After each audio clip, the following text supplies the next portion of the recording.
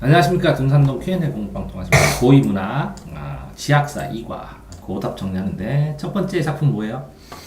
선운사에서 저기서 뭐 틀린 거예요?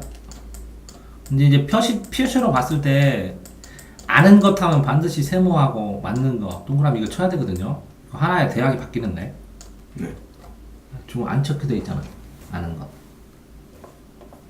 이렇게요. 여기다가 이 문제에다가 이렇게 삼각형을 이렇게 쳐주는 거야. 삼각형. 이렇게 아는 것 조심해라 이렇게. 맞는 것은 동그라미 적절한 것이다 가장. 네. 조심해. 이것 때 막가잖아. 아는 것인데 맞는 것 찾고서 아씨 아는 것이었어요 이렇게 하면 대학이 바뀌어. 자 여기에서 적절하지 않은 것 찾으라 근데 1번 영탄법이면 요거 자체에서 영탄법을 못 찾았다는 거냐? 네. 이렇게. 네. 꽃이 피는 건 힘들어도 지는 건 꽃이 피는 거는 사람들이 성공하는 건 하는 건데 지는 건 떨어지는 건 금방이지. 골고루 쳐다볼 품 없이 생각할 틈 없이 잠깐에 싹 사라지지. 그대 처음 피어날 때처럼 있는 것 또한 그렇게 내 속에서 피어날 때처럼 있는 것 또한 그렇게 순간이면 좋겠네. 그러면 이렇게 뭔가 활짝 피는데 나쁜 것도 일찍 잊고 싶다는 얘기도 되겠고 멀리서 웃는 그대여 산 넘어가는 그대 그럼 돌아가신 분이네. 꽃이 지는 건 쉬워도 떨어지는 건 쉬워도 잊어버리려면 죽은 사람 잊어버리려면 한참이 되거든. 그러니까 이 꽃은 죽은 친구네.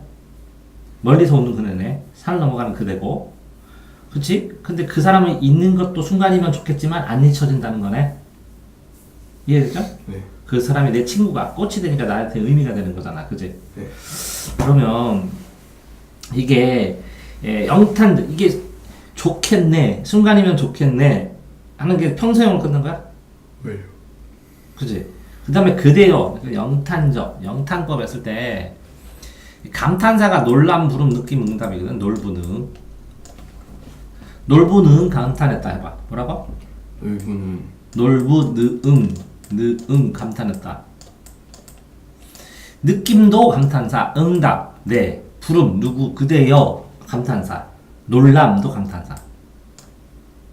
네. 그 감탄사가 뭔지를 알았으면 그거 안 찍었겠지. 네. 놀부능 감탄했다. 근데 여기에는 뭐야? 그대여 감탄해. 오케이? 네. 자, 놀부능 꼭 외워야 돼, 4개.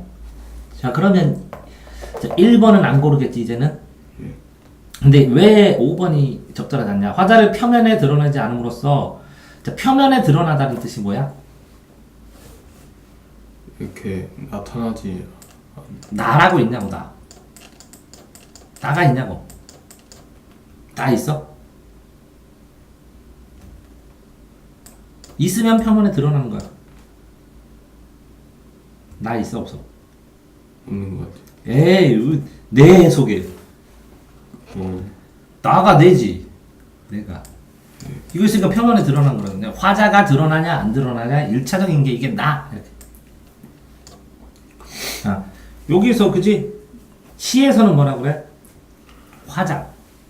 시인하고, 시 안에 있는 화자하고 다르다. 라는 게 수능에서 3번인가 4번 나왔어.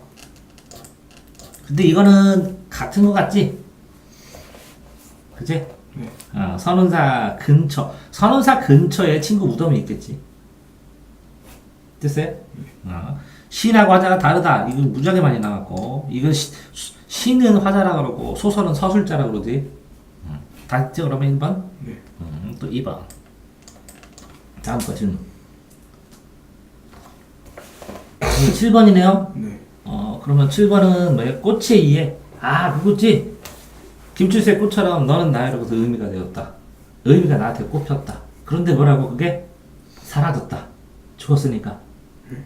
근데 보기는 뭐냐 전체? 선운사 전라북도 고창에 있대. 오 그렇구나. 오래전 동백꽃이네. 그 꽃을 보고 친구로 생각한 거네. 붉은 잎이 뚝뚝 떨어지지야 친구야 너도 돌아가셨구나 이렇게. 뚝뚝 떨어졌다. 돌아가셨다. 라는 거네. 가장 적절한 거 그거네. 왜? 보기에 나와 있는 보기의 특징을 요약해야 되거든. 항상. 보기의 특징은 뭐야? 선운사라는 게 뭐 고창이 시험 문제를 내면 말이 안 되잖아. 전라북도 고창이 시험 문제는 말로 안 되고 이게 특별히 동백꽃이다. 이거 내는 것도 그러네. 그러면 낼 만한 게 꽃잎이 떨어진다는 거죠. 하나하나 떨어진다. 그지? 그것도 전체가 떨어진다. 그러면 전체가 떨어져서 죽었다라는 돌아가신 친구에 대한 생각 그런 거겠네. 그지? 맞아요? 그러면 여기에서 보기를 참고할 때 꽃에 대한 이해다. 그러면 이 꽃이 전체가 떨어졌다. 그럼 꽃은 누구냐고? 친구잖아. 그지? 꽃이 떨어졌다. 친구가 죽었다. 이렇게 대응돼서 만들면 1번 금방 뽑아지는데, 근데 2번, 3번, 4번 이런 건 아닌 거 다 하다 보면 특별히 붉은색이기 때문에 이별의 슬픔을 강화시키려 하고 선명한 이미지는 생기지만 붉은색 때문에 이별은 좀 그렇잖아. 화자가 선운사에서 겪었던 이별에서 선운사에서 지금 겪은 게 아니잖아.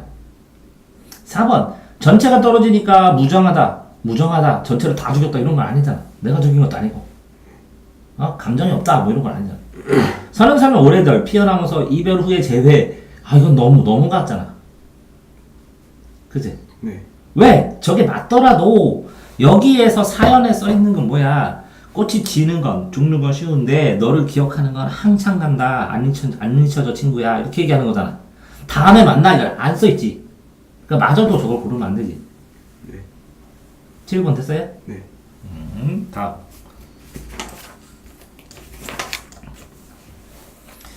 자, 그 다음에 이제 내 마음의 풍금. 풍금이 피아노인 건 알지 좀 하는 거? 네. 이거 발로 밟으면서. 이 글에서 LP 음반이 뭐 이렇게 옛날 거로 돼서 이렇게 동그래가지고 빙글빙글 돌아가는 거 본 적 있어요? 네.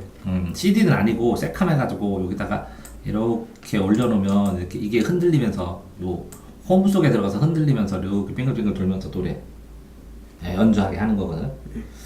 자, 그런데 이 글에서 LP 음반에 대한 설명을 적절하지 않은 것이네. 세모 치면 그럼 다 적절하고 한 개만 잘못됐다는 거네. 그러면 선택지를 내가 항상 적절하지 않은 것은 80%의 정답이기 때문에 80%의 정답 뉘앙스와 4개 선택지 4개의 정답 뉘앙스와 20%인 1개의 정답 뉘앙스를 비교를 해보는 것도 중요하다고.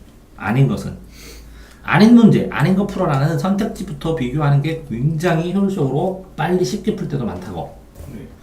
자, 1번은 관심이지. 그지? 네. 가시적이란 단어를 몰랐어? 그걸 가식적으로 읽어서? 오 마이 갓. 그렇어. 그렇구나. 가시적은 눈으로 보이는 네. 관심을 가시적으로. 당황스러운 상황에서 가시적인 반응.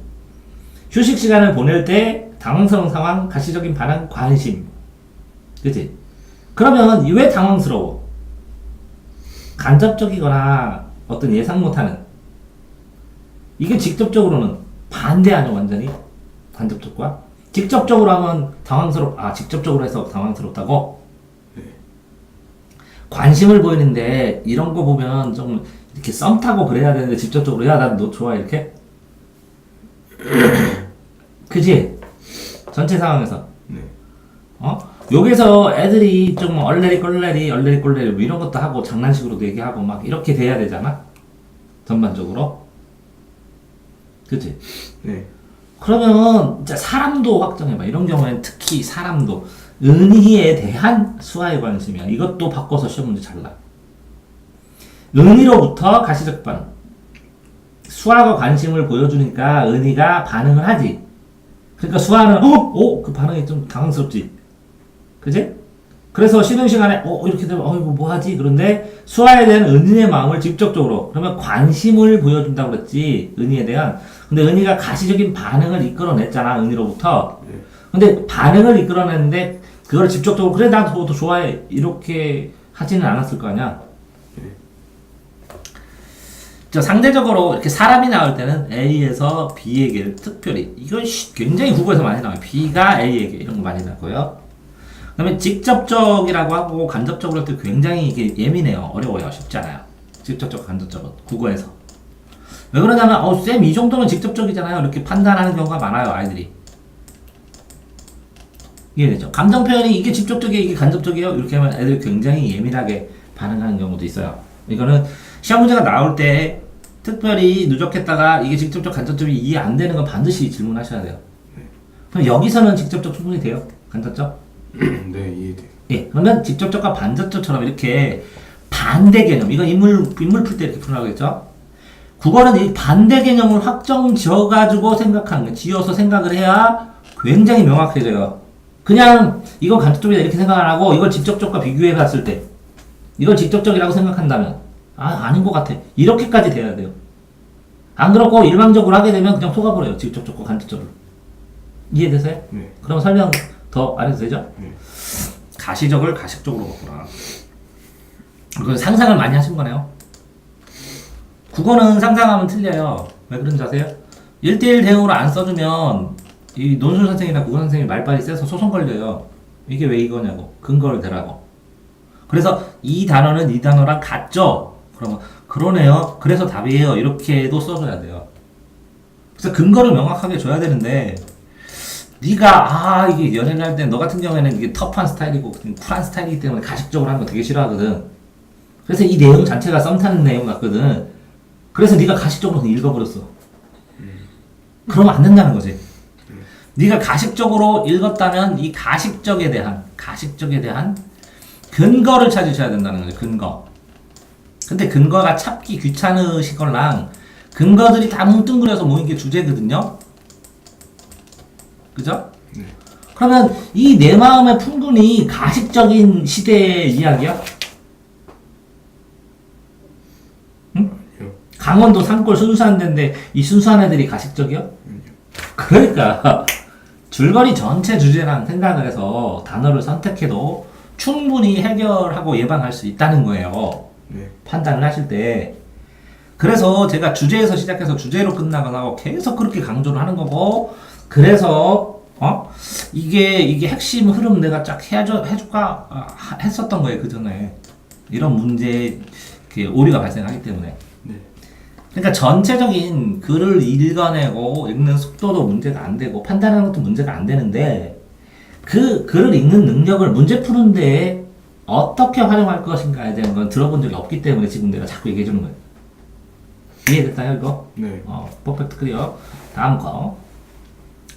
기억, 미음, 연계하는 수학에게 지시할 내용으로. 그러면 이거 문제의 바탕 이론은 뭐냐면요. 이렇게 지시문은 두 가지가 있어요. 행동지시문하고 그 다음에 예를 들어서 무대장치나 아니면 조명이나 뭐 이런 거. 그러면 행동은 움직이는 거잖아요. 움직이는 거. 그럼 이렇게 행동을 하면 여기에 써있는 내용하고 이 상황하고 일치해야 되잖아요. 이 상황이 어떤 상황인지 헷갈리지 않게 이 상황에 대한 의미를 여기다가 이런 행동을 하면서 이 상황을 강조해라 라는 거거든요. 그쵸? 그런데 본인은 의도하지 않는 행동이 상대방의 오해를 살 수 있던 상황, 당황스러움. 그러면 당황스러운 표정, 이거 가로치고 이게 문제가 아니라 의도하지 않는 행동이 오해를 살 수 있는 상황인지 그걸 보는 거거든요. 그럼 리을, 밑줄 친 거는 주변에 답이 있다요. 격언이. 리을 어디 있어요? 리을 앞뒤에 보면 여기에 나와 있는 게 이렇게 뜻밖에도 후연이다. 예기치 않은 상황에서 뒷걸리고 학계 되는 수와 시선 홍당무다. 그러면 예기치 않은 상황이란 게 뭐냐? 오해를 담았다. 오해가 염려된다. 이런 거 아니에요? 네. 그거를 했으니까 이 상황에서 이들 행동 자체는 문제되지가 않아요. 거의 그 행동을 설명하는 것들이 어떤 상황인지 그걸 보라는 거죠. 자, 미음. 자, 아이들이 소리를 들으며 무안해하는 과정.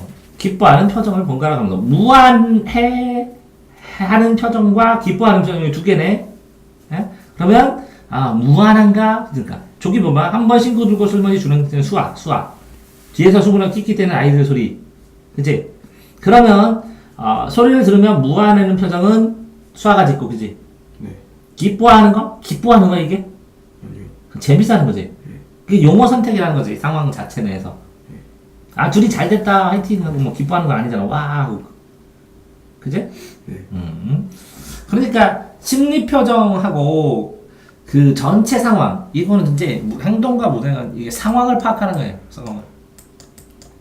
근데 이제 상황 파악이라는 게 국어든 어떤 문제를 풀든 가장 많이 이 아이들이 혼란스러워하고 헷갈려 하는데 6카운트를 하면 돼.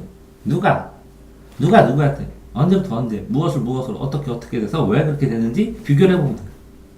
6카운트로 상황을 간단하게 하면 이런 상황과 이런 상황이 연결됐구나. 이런 상황과 이런 상황이구나. 이런 상황이니까 이렇게 보일 수밖에 없구나. 이렇게 정리하면 되는 거거든요. 근데 읽는 게 귀찮죠, 이거는. 왜? 밑줄 친거 옆에를 다 읽어야 되거든. 흐름을 다 봐야 되거든. 그래서 시간이 걸릴 뿐이지. 질문을 읽는 건 아니지.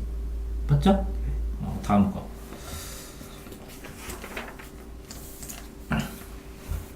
자, 6번. 이렇게 기억, 니은. 요거 이거네. 4번. 사륙에 대한 설명으로 가장 적절한 것이네요. 그죠? 그럼 사륙 흐름상에서 줄거리나 특징을 얘기해 준 거잖아요. 네. 근데 이게 이제 쉽지는 않죠. 왜 그러냐면 가장 적절하니까 4개가 틀려버리니까. 읽어도, 이럴 때는 이제 제시문부터, 여기 있는 중요한 단어를 확정해 놓은 다음에 제시문을 읽어서 아닌 걸 지워나가는 게 더 빨라요. 이거는 진짜 아니다. 이렇게. 하는 걸 3개 정도 지우면 2개 정도 남으면 그 중에서 골라가는 거. 자, 뭐라고요?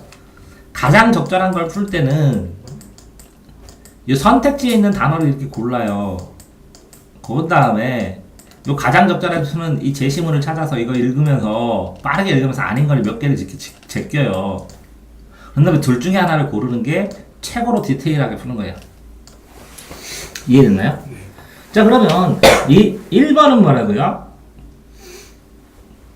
과거 영향 1번요. 선택지에서 고를 단어. 네. 자, 2번은 뭐라고요? 상징 암시. 3번은 뭐라고요? 한 공간 시간 흐름. 4번은 뭐라고요? 갈등 해결. 5번은 뭐라고요? 표면화. 이렇게 되죠. 그렇게 됐을 때 이거를 하는데 4,6번인데 한 공간에서 시간이 변했어요? 그러면 그거 제끼는 거잖아요. 제꼈는데 상징적으로 암시적인 대화. 그러면 암시적인 거는 뭔가를 보여줘야 되는데 얘네들 내 마음 풍금 쓰는 어린이들이 상징적으로 뭔가 대화를 암시적으로 하면서 이렇게 할 것 같아요? 네, 그럴 수도 있죠. 그럴 수도 있죠. 그런데 얘네들 몇 학년 정도 돼요? 초딩. 상징적인 현상의 특징을 보이면서 암시하면서 막 그러니까 빌빌빙빙 돌려서 예. 그렇게 생각했다고? 예. 초등학생들이 예. 순진한 시골 애들이 수화도 어른도 있어가지고. 그렇게? 네. 자, 그러면 1번하고 2번하고 둘 중에서 고민한 거예요? 네. 그러면 뭐 나쁘지 않게 틀렸는데 암시적인 거는 자, 상징 암시. 그러면 그 단어에 대한 이게 어떻게 보면 이제 그 3등급에서 2등급이나 1등급 올라갈 때 한참 이제 트레이닝을 해요. 애들이 뭐냐면 상징은 현상의 특징이거든요. 어떤 현상에 대한 특징. 네. 지금 현상의 특징이 되는 특별한 단어, 압축된. 예를 들어서 십자가 이런 것도 상징물이거든요. 그죠? 네. 그러니까 원래 말해야 될 거는 얘기 안 하고 다른 것들을 계속 얘기를 해주면서 요 점점점점이 점점점점을 대표해서 표현하는 게 상징이거든요. 그러면 딱 암시는 뭐냐? 어둡게 보여주니까 간접적으로 보이면서 계속 힌트만 주는 거거든요. 앞으로 일어날 일을. 그러면 앞으로 다음에 일어날 일에 대한 암시들이 많은가? 상징적으로 얘기해 준가? 그러니까 이거 2개를 또 다 썼기 때문에 대사를 상징적으로 얘기하면서 앞으로 일어날 일을 암시하고 그러면 이게 어린이 수준에서는 발생하지 않거든요, 거의. 됐나요? 네. 그런데 여기에서 그러면 요 전체 내에서 이 과거 사건이 현재에 영향을 준다라는 거면 이게 읽는데 시간이 많이 걸리죠. 찾아내려면. 근데 뭐 5번이나 4번이나 3번이 아니고 2번도 아니라면 이 문제 내는 의도는 이 파트가 앞뒤의 사건의 인과관계, 연관관계를 표시하는 데는 중요한 파트다. 이거는 이제 공부시키기 위해서 그냥 낸 거거든요. 이 문제집에서는. 그렇게 정도밖에 설명을 못하죠. 네. 됐나요? 자, 됐습니다. 이 내용은 이거는 좀 더 했죠. 근데 이제 암시도 하나 더 나가면 암시가 있고 그 암시에서 여기 암시도 간접적이에요. 복선도 있어요. 복선. 현재의 모습을 보여주고 앞으로 일어날지를 보여주고. 암시보다 복선이 더 구체적이에요. 복선. 암시와 복선은 뭐라고요? 인과관계를 더 쫀쫀하게 만들어요. 탄탄하게. 소설에서 많이 쓰이고. 됐죠? 자, 다음에 6번 같은 문제 풀 때는 기억과 니은을 써놓으세요. 이런 거는 반드시. 나중에 진짜 실수하기 좋으니까. 기억 위에다가 기억 써놓고 니은 위에다 니은을 간단하게 써놔요. 핵심어를. 그럼 기억은 뭔가요? 그 수하의 시선? 기억 시선. 수아의 시선. 홍련의 시선이요. 홍연의 시선. 그럼 니은은? 수아의 시선. 그럼 시선이 시선을 바라보는 시선인데, 1번은 맞다 그러는데, 그죠? 그럼 홍연과 수아의 그 썸 타는 것들을 명백하게 구분을 해보라고 했네. 이럴 때, 이걸 한 줄 한 줄 읽지 마시고, 이거 기억을 중심으로 끝까지 읽고, 니은을 중심으로 읽은 다음에, 아닌 걸 이렇게 제껴 나가셔야 돼요.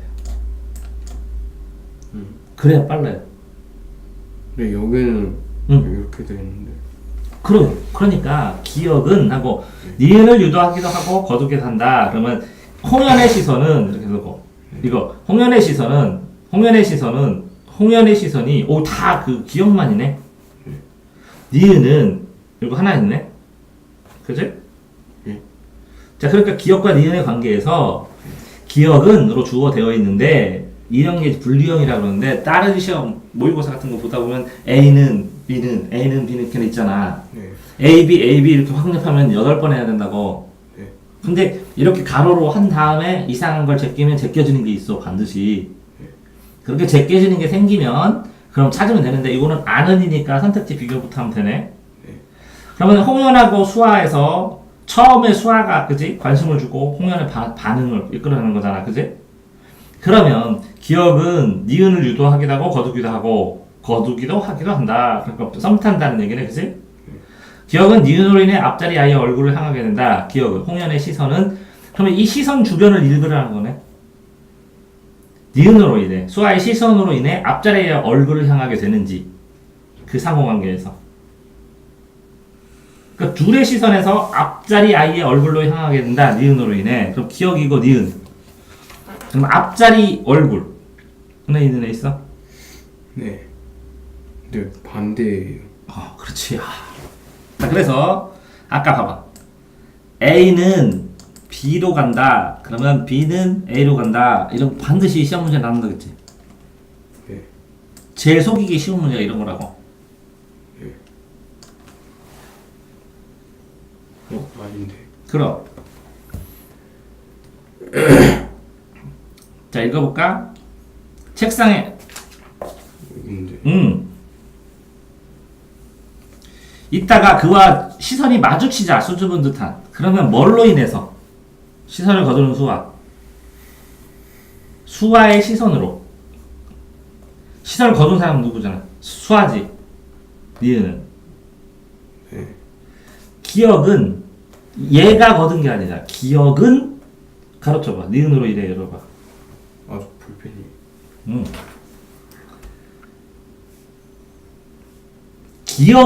기억이 앞자리 얼굴로 갔어? 시선을 거두는 수아니까 니은이 앞자리 얼굴로 갔지. 근데 여기서 시선을 거둔 수아는 얘는 홍련으로부터 시선을 거둔 거고. 맞죠? 이 기억은 여기 기억은 그와 이게 수아랑 시선이 마주치자 수줍은 듯 얼른 앞자리 아이의 등 뒤로. 그럼 맞네. 예. 그런데 수아를 응시하다가 있다가 그와 시선이 마주치자. 그럼 시선. 그럼 똑같네 이것도. 근데 왜 아니라고 했냐? 모르겠어요.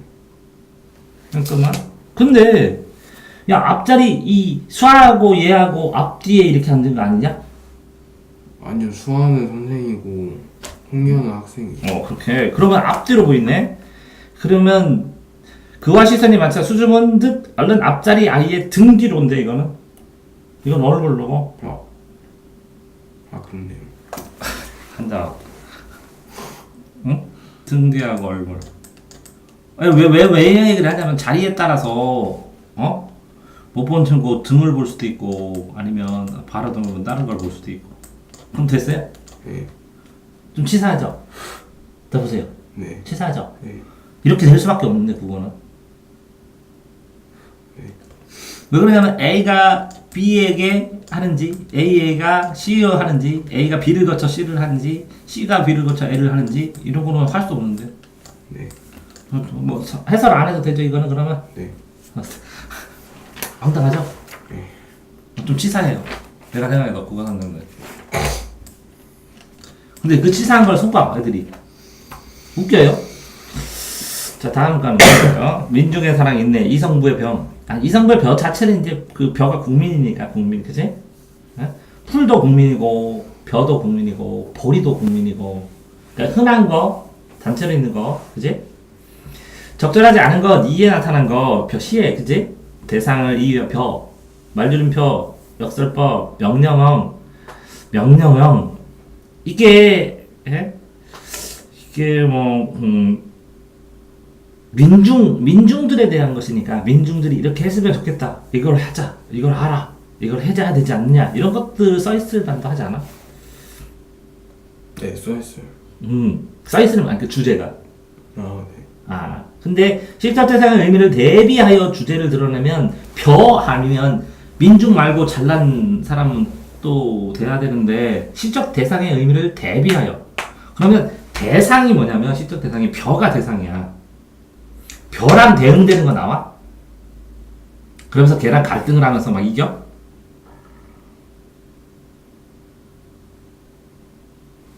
그러지 않을 거 아니야. 응? 뭐? 아니 그러니까 벼를 이렇게 고난을 주는 거는 있어도 네. 벼가 있는데 여기 쌀이 있어갖고 대비해가지고 막 비교를 하면서 주제를 부각시켜서 벼가 대단하다 이렇게 나와? 아니요. 그런 얘기 아닐까 이거는? 실적 대상의 의미를 대비하여 그러면 백성이라는 의미와 대입된 백성 아닌 이 관리나 이런 게 나와? 아니요. 그게 대비되는 거 아닐까? 대조 비교? 네. 그래서 백성의 의미를 더 부각하는 그런 식으로 썼다면 이게 이상하잖아. 네. 이거는 어떻게 쓴 거야? 백성 자체만 써준 거잖아 서로 엉기설기 설기설기. 네. 그래야 더 낫지 않아? 네. 뭐 그 수타라는 뭐 관리들 쓰고 그러면 이게 의미가 너무 좀 쪼잔해지면서 여기 있긴 있어. 죄 없이도 죄 지어서 뭐 더처럼 관리들이 수탈한 것처럼 나오는 거는 간접적으로 나오고 백성 자체에 집중해서 쓰는 게 글이 더 살아날 것 같다고. 네. 벼라는 주제는 자꾸 주제나 이 제목을 연결하고 그게 민중의 사랑이고 인내고 힘이라는 거지. 민중의 초점을 맞춰서 여기다 글을 써줘야 되는 것이지 그 대응되는 그 뭐 관리들이 이런 걸 쓰는 포인트는 아니라는 거죠. 그래서 네. 그럼 이게 됐어요 문제? 네. 응? 자 이거는 뭘까요? 보기를 요약하면 뭐예요? 적절하지 않은 건데 그러면 백성들이 살아가는데 소외되고 힘들고 깔아진 사람들이 있다는 거지. 네. 근데 적절하지 않은 걸 찾으니까 요 주제랑 관련되지 않은 거 찾으면 되는 거지. 네. 그럼 이걸 뒤집으면 뭐냐 반대로?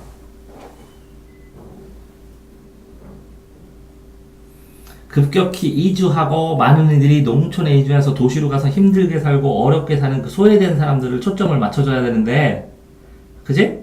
근데 중략하고 끝에가 결론이네. 민중들은 자신들이 원치 않던 상황에 맞을 때로 나머지 서로 힘을 합쳐 싸운다. 그럼 힘을 합쳐 어떤 식으로 싸운대? 다시 일어났는데 피 묻은 그리움으로 투쟁이네. 그지? 그러면 자 이거는 민중들이 계속해서 힘들다. 그래서 힘들다. 그런 다음에 자기 희생하면서 사회적 반응 속에서 민중들이 힘들다. 뭐 이타적 좀 특이할 수도 있지만 끈질긴 생명력을 보인다. 근데 이건 뭐라고? 원치 않는 상황을 무력으로 해결한다. 그럼 무력을 써야 되는데 여기서 이 피 묻은 그리움 네. 그렇게 떠올렸다고? 네.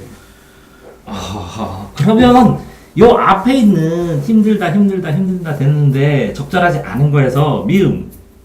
근데 이 피 묻은 그림이 투쟁해갖고 피해 투쟁을 하는 게 넉넉함이라는 거야? 네, 저 그런 줄 알았어요. 오케이. 이 넉넉한 투쟁의 힘. 넉넉 건 아니고 어. 약간 피 묻은 그림이라 해서 그러니까 피 터지기 힘들다는 거야. 아, 네. 그 피 맺히게 그립다는 거고. 네. 쓰러지는데 피 맺히게 힘들게 하지만 그것도 민중들의 삶의 과정이고 그런 과정 치열한 삶이 그립고 그러면서 우리 같이 살아가는 민중들이 있으니까 넉넉하다는 의미예요. 네. 피 터진 투쟁이 아니라 이게 함정이에요. 근데 틀려도 어쩔 수 없어. 그래서 이런 상황 자체 이 피 묻은 하면서 투쟁 그러니까 이게 시는 이 벼라는 시가 투쟁 시가 아니야 내 생각에. 이게 주제가 뭐야 봐봐. 야 민중들의 공동체 유대감과 강인한 생명력이지 우리 투쟁하자 이런 뜻이 아니야. 그러니까 이 피는 투쟁이 아니라고. 네. 어? 그 유대감, 연대감, 우리는 민중에 초점을 맞추는 것이지 이 수탈한 관리에 초점을 맞추는 것도 아니고 우리 투쟁해가지고 우리 해가지고 데모해가지고 우리 권리를 차지하자 이거에 맞춘 것도 아니라니까. 그냥 요거 자체. 그래야 벼가 의미가 있는 것이지 서로 기대고 출렁거리고.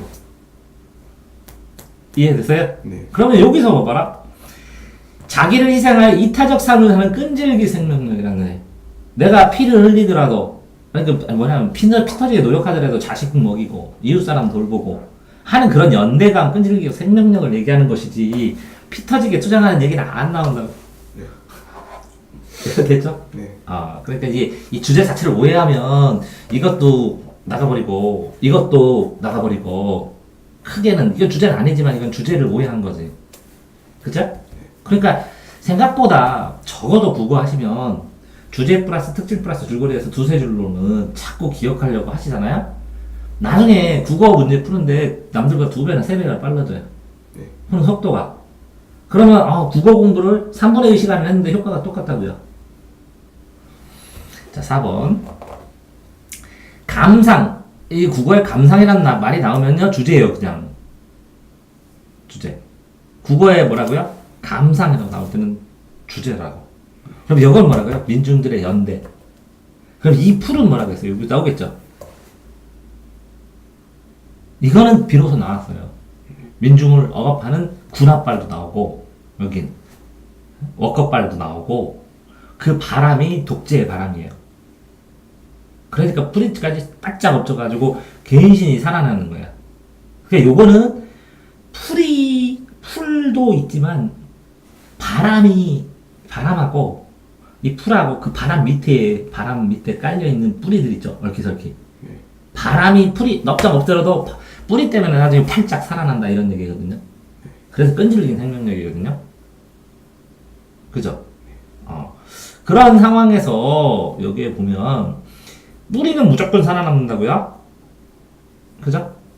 민중은 뭐라고요? 울고 웃고 바람에 불면 투치고 이리시청 저리시청 먼저 와 들고 일어나기도 하고 먼저 홀딱 눕기도 하고 여러 가지 속성을 보인다고. 그죠? 그러면 뭐라고요? 근데 이게 민중이 겪는 고통이 영속성이야. 풀뿌리는 뭐라고요? 민중의 최후의 보루라고. 생명력, 끈질긴 생명력을 예측해서 주는 거라고. 뿌리가 있기 때문에 짓밟아도 살아남는다 이런 뜻이라고. 이해됐어요? 네. 그런 전체 그 주제를 이해 안 하면 저거 뭐 찾아서 A, B 흩쳐서 맞춰도 쉽지 않겠죠? 이해됐나요? 네. 자, 그러니까 근데 이제 풀하고 그러면 벼하고 차이는 뭐냐? 이 벼는 그러면 얘는 이 벼가 자라죠. 자르죠, 쭈르륵. 잘라가지고 먹이죠, 사람들. 네. 이게 초점이에요, 벼는. 잘라서 먹이니까 뭐라고요? 자기 희생을 통해서 남들을 먹이는 그 생명력을 살려주는 희생을 통해 이게 이타성이에요. 그럼 풀은 뭔지 알아요? 바람이 독재가 오면 올랑 홀딱 먼저 두고 홀짝 먼저 이렇게 하지요. 그런 민중들의 팔랑팔랑거리는 속성도 있지만 이 뿌리는 바람이 불어서 바짝 풀뿌리가 눕는 것 같지만 바람이 이렇게 닿지 않는 공간이잖아요. 우리 민중들은 끝까지 살아남을 것이고 생명력을 이어갈 것이라는 거. 조금 다르죠? 네. 이건 이타성이고 이건 뭐라고요? 끈질긴 생명력. 이거는 이타성과 연대. 초점이 조금 다르죠? 네. 공동체성, 성. 벼, 풀. 그다음에 보리 같은 경우에도 민중을 상징해요. 왜? 가난한 사람들이 털어서 먹기도 하고. 그러니까 이 정약용이 보리 타작을 볼 때는 양반의 시선으로 본 거고요. 나머지 보리는 전부 다 이게 보리 쌀알 이런 거 어둠을 견뎌내고 살아나가면서 목숨을 연명하는 보릿고개 보리 뭐 이런 식으로 나오는 거예요. 자 됐나요? 네. 그러면 이것도 해설된 거죠? 네. 고통의 연속성이 아니죠. 그러니까 네. 풀뿌리는 자 다음 보자. 자 7번 글쓴이 과정 서술했을 때 벼예요. 이성부의 벼. 벼는 뭐라고 해서요? 연대성이죠. 네. 연대성. 뭐 생명력도 이어가지만 끈질기 생명력도 이어가지만 희생하고 이타적이고 시에서 시인이 긍정적으로 평가로 마무리했다. 그죠? 작품 평가에서. 그쵸? 그러면 이성부의 벼를 소개하고 그 다음에 이 표현 효과를 구체적으로 해석한 다음에 그걸 보고 이 내용들 이성부의 벼를 이 사람이 어떻게 평가했냐는 거지. 그지? 네. 그러니까 풀처럼 아니면 공동체로 살아가면서 어떻게 살아가야 되고 내 희생을 어떻게 해야 되고 그 희생이 얼마나 아름다운 거를 발견했습니다. 뭐 이런 거 얘기하겠지. 근데 너는 자신의 시를 통해 시를 관념을 전달하는 도구로 삼아 이들을 비판하고 있다. 그러면 이거 쓴 사람이 이성부야? 작가도? 네. 근데 이성부는 이렇게 써?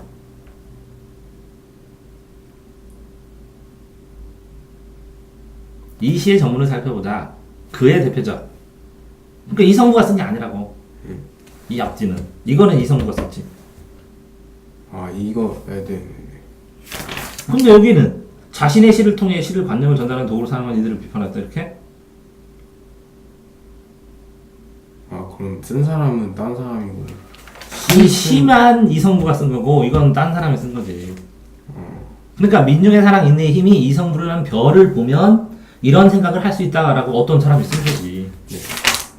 그지? 그러니까 이성부가 쓴 게 아니지. 이거는. 네. 누가 썼어? 잠깐 비평문이야 그냥. 네. A라는 사람이 쓴. 근데 여기는 그렇게 안 써있잖아. 자신의 시를 통해 시의 전달을. 그러니까 이성부가 이 글을 썼다는 거야? 아니지. 그 얘기야 여기는. 자신의 시를 통해 시를 관념으로 전달한다고. 자신의 시, 벼라는 시를 통해서 이게 무슨 내용이라고 그렇게 설명한 거라고.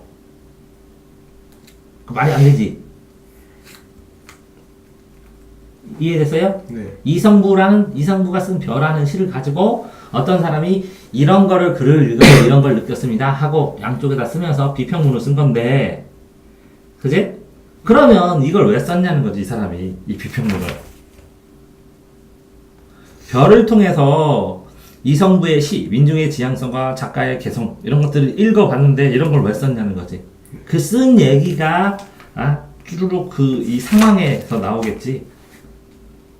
그러면 이걸 보면서 이 사람은 어떤 긍정적인 이 시를 보면서 이성부의 시의 특징은 뭐라고 생각을 했냐고.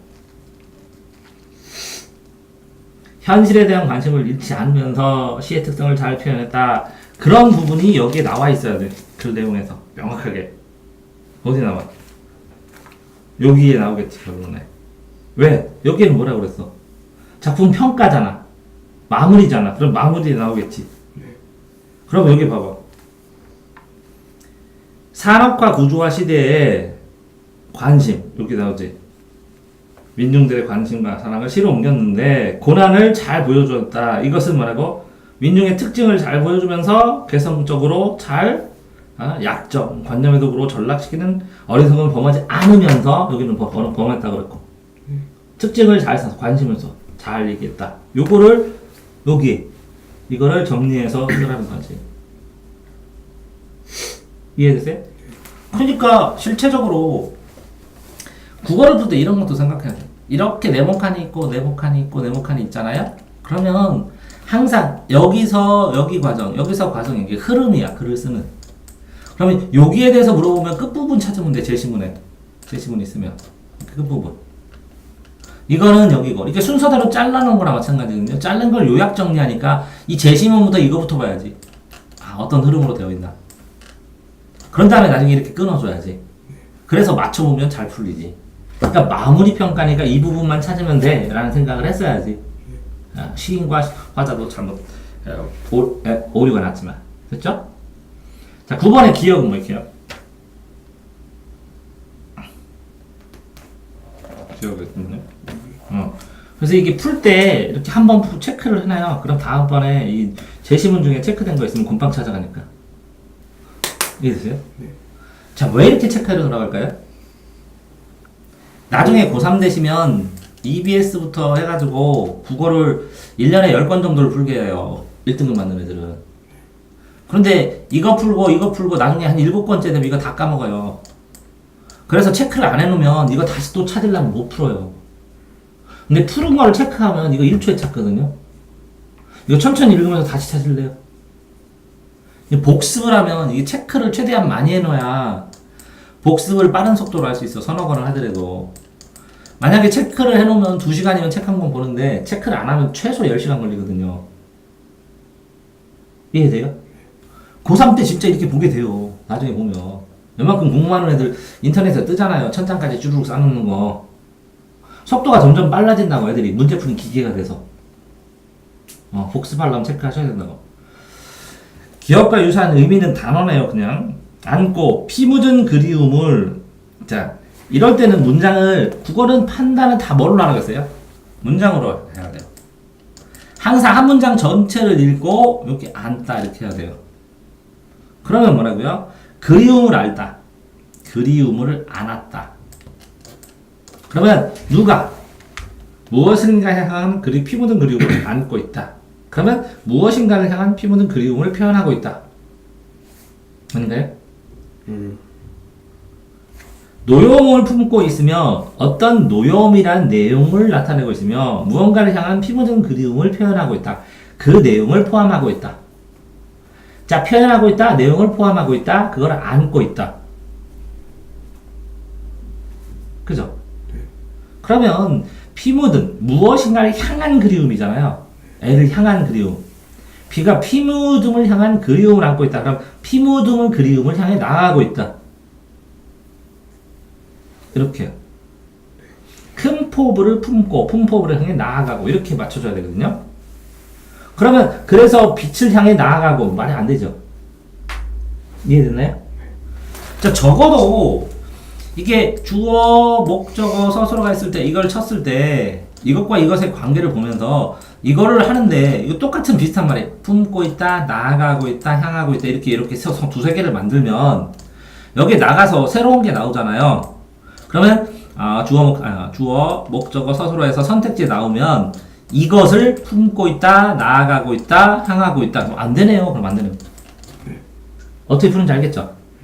이렇게 짝을 져서 푸는 겁니다.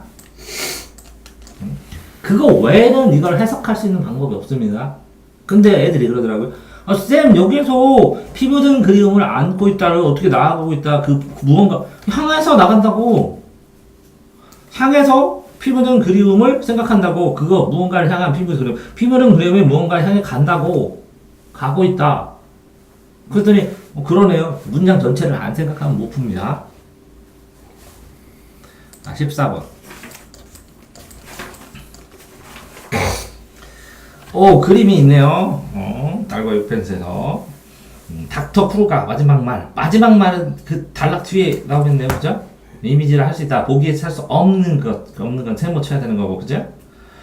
기이하고 환상적, 이게 신비한이란 단어가 똑같은 거 아닐까요?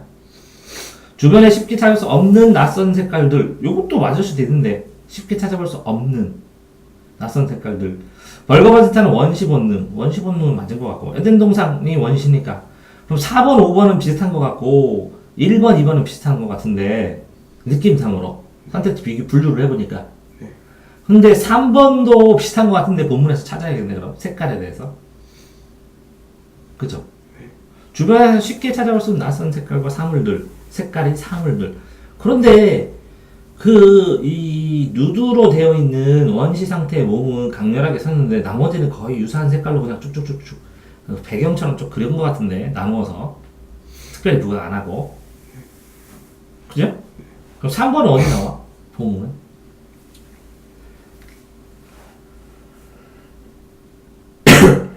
색채, 선풍. 아, 색채들은 눈에 익은 색채들이었습니다. 완전히 반대 나왔네요. 네. 낯선하고 눈에 익은. 이해됐죠? 네.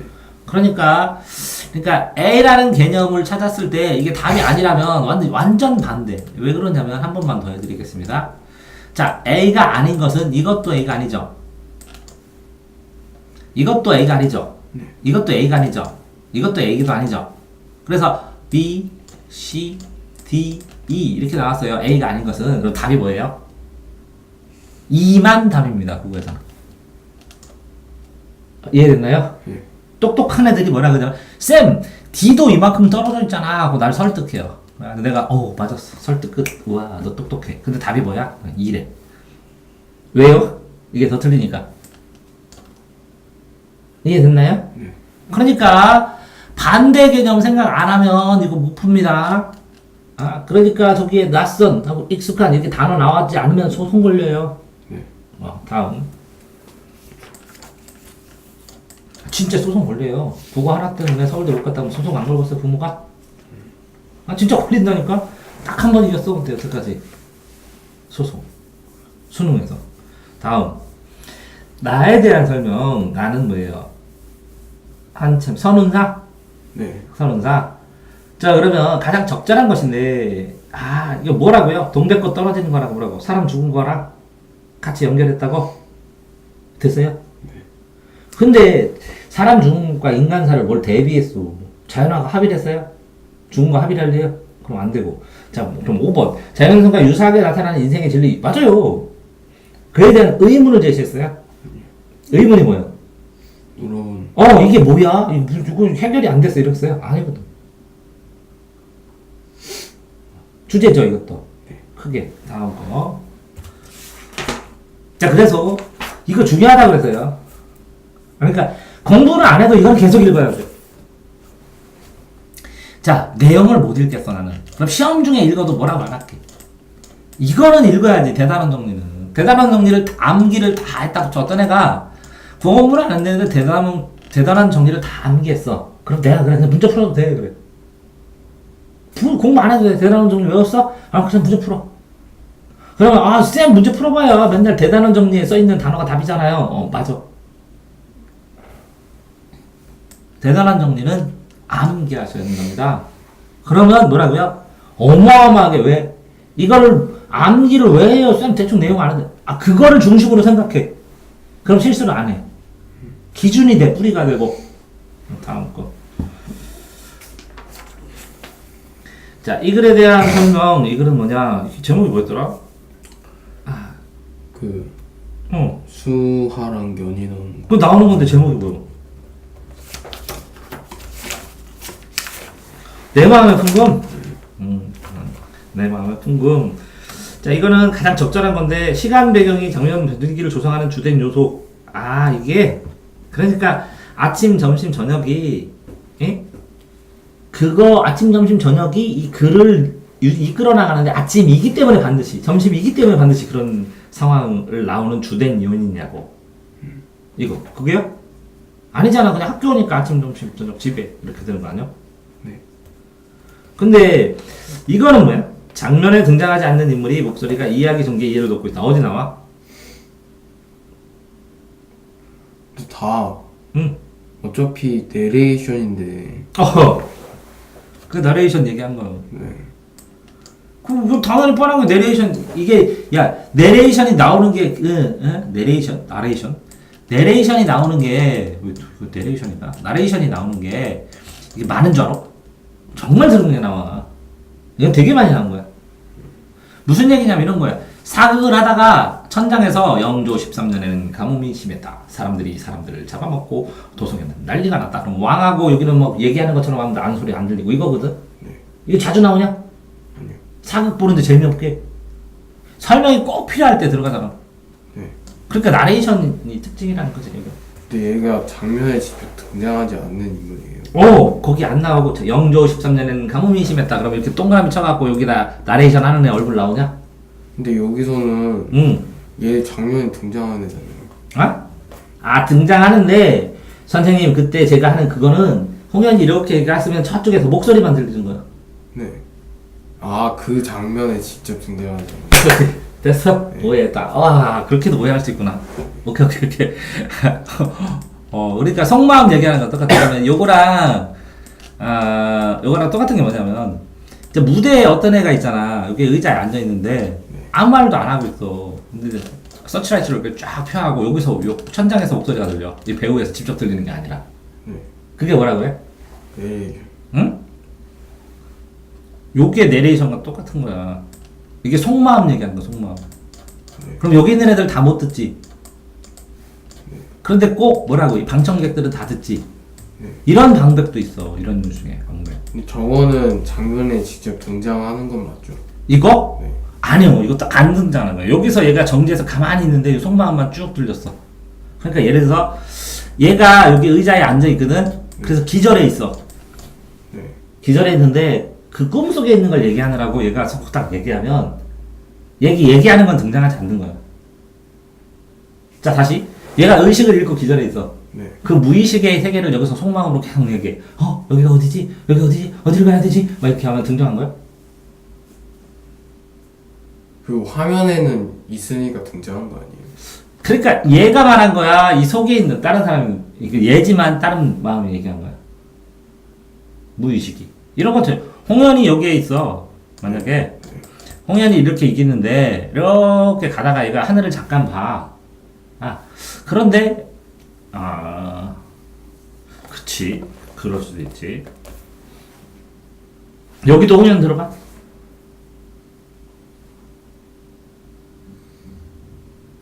아니요. 그런데 이제 구체적으로, 그러니까 네가 말하는 거는, 내가 말하는 등장한다는 거는 네. 그 등장인물로 똑같이 이렇게 대화하고 막 이렇게 해야 된다는 거지. 동양 조건으로. 그치? 근데 나레이션은 저 하늘에 있는 사람이니까 안 보이는 거라는 거지. 쌤, 그럼 만약에 여기에 이야기에 등장하지 않는 인물의 목소리가 이야기 전개에 이해를 돕고 있다 하면 틀린 거죠. 장면에 직접 등장하지 않는 인물의 목소리가 이야기 전개로 도는데 등장하는? 이야기에 등장하는. 이야기에 등장하는. 그러니까 이야기에 등장하지 않는? 애매할 수도 있다, 그건. 그런 문맥으로 내지는 않을 것 같아. 그래요? 왜 그러냐면, 이 의도는 뭐라고? 나레이션 자체를 하면서, 예를 들어서 최불암이 기행을 해. 그래서, 시골집 가가지고 밥상해서 얻어먹기도 하고 얘기를 하다가, 나레이션을 해. 그 사무실에 들어와서, 가을산은 등산이 어떻습니다. 막 이렇게 하면서 막 이렇게 읽어줘. 그러면 여행하고 있는 최불암하고 여기 앉아있는 최불암은 다른 사람이야. 역할이 다르다고. 네. 그러니까 홍현이 여기 나레이션 할 때 홍현하고 여기에서 그 안에 나올 때의 홍현하고는 다른 사람이라고. 오케이, 그렇지? 네. 다음. 그 다음 6번? 6번은 뭐야? LP 음반 임길장. 적절하지 않은 것은? 저거는 나올 것 같은데 명확하게? LP 음반 일기장? 과거 해상하는 매개체? 그러니까 일기장을 보고 과거를 해상하느냐, LP 음반을 보고 과거를 해상하느냐. 근데 이 시대에 LP 음반은 과거 해상이냐? 소재 특성 할 때 뭐고 나와? 따로 설명 안 됐어? 심리율을 효과적으로, 이것도 나름 이제 봐. 내레이션과 읽기 같은 소재를 이용해서. 그럼 LP가 아니냐? 핵심 노트에 LP는 어떤 역할을 한다고 안 써있어?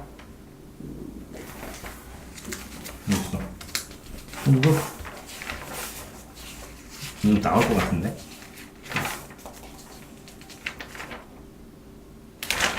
LP 일기장, 관심을 나타내는 도구인데, LP는 관심과 사랑하는 도구인데 가까워지는 계기고 과거랑 상관없는데, 그치? 네. 이렇게 이 제시문을 다 하고 이 자습서를 보면 이렇게 해서 요 옆에 있는 거 있잖아.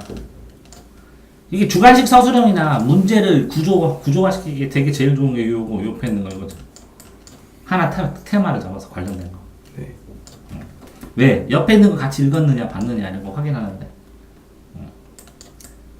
이게 대표적인 소재니까 반드시 기억하고 있어야죠. 다음 거. 이건 뭐냐? 보기 요약부터 하라고 그랬죠, 항상.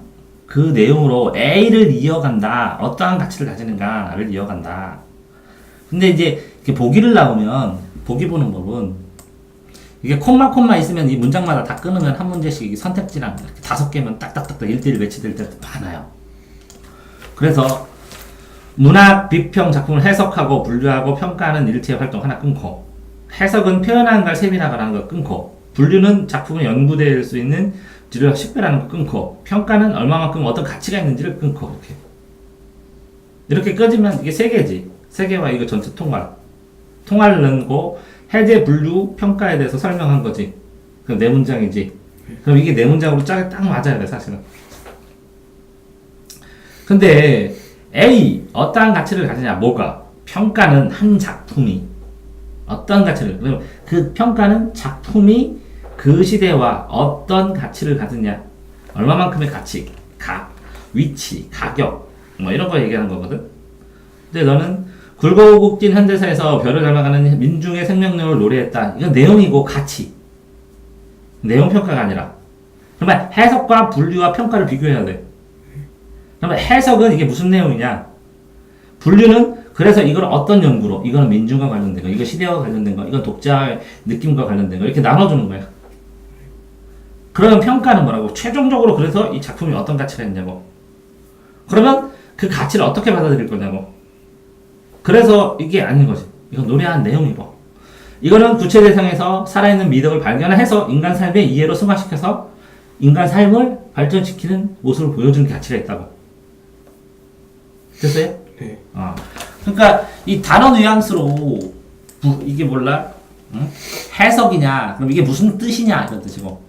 분류면 이것과 뭐가 어떤 관계가 있느냐? 그 관계를 통해서 무엇을 주고 무엇을 배우고 뭐 깨달음을 중심으로 해서 어떤 가치가 있느냐?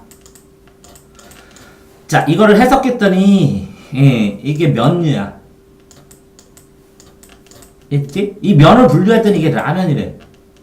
그럼 라면이 이 시대에 무슨 가치냐? 아니, 한 끼 때움. 이렇게 나눠주는 거거든. 이해됐죠? 네. 좀 극단적일 수도 있는데 어쨌든 그렇게 하고 또 저기 이 글의 서술상, 이 글은 뭐죠? 그 달과 육개. 그래. 이 글의 서술상 특징으로 적절한 것. 이 서술상 특징할 때 전체 특징일 수도 있는데 여기서부터 여기까지 대화일 수도 있고. 근데 어쨌든 대화 아닌 거 제껴봐. 이 달과 형편스의 주제가 뭐요? 주제를 못 떠올리면 그 풀기가 굉장히 오래 걸려요. 보면 1인칭 관찰로 예술에 미친 남자가 한 남자의 예술의 열망, 강렬한 문체로 감각적으로 삶을 전달하는 방식으로. 다른 뭐라고요? 광기 예술을 그치고 요펜스는 세속적 돈의 가치. 됐어요? 자, 풍자예요. 현재와 과거를 교차해요. 의식의 흐름이에요. 그런 대결이에요. 그러니까 소설이네. 인물과 대화를 통해서. 그쵸? 그러니까 일반적인 전체적인 그 주제랑 가지면서 이 주제를 구현하는 방법, 특색, 아닌 것, 이렇게 제껴서 이렇게 큰 문제로 풀리면 저렇게밖에 못 풀어요. 15번. 나는 그려야 해요. 스트랙랜디. 반복하면서 그려야 돼요. 뭐라고요?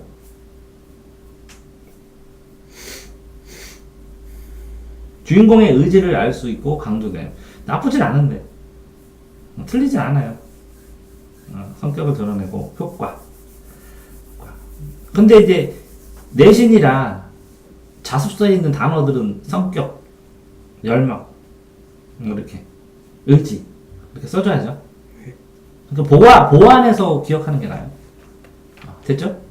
다음 거. 다 했어요? 네. 서술형은요, 이게 선생님이 어떻게 체크할지도 모르겠는데, 조건을 제시해주잖아요.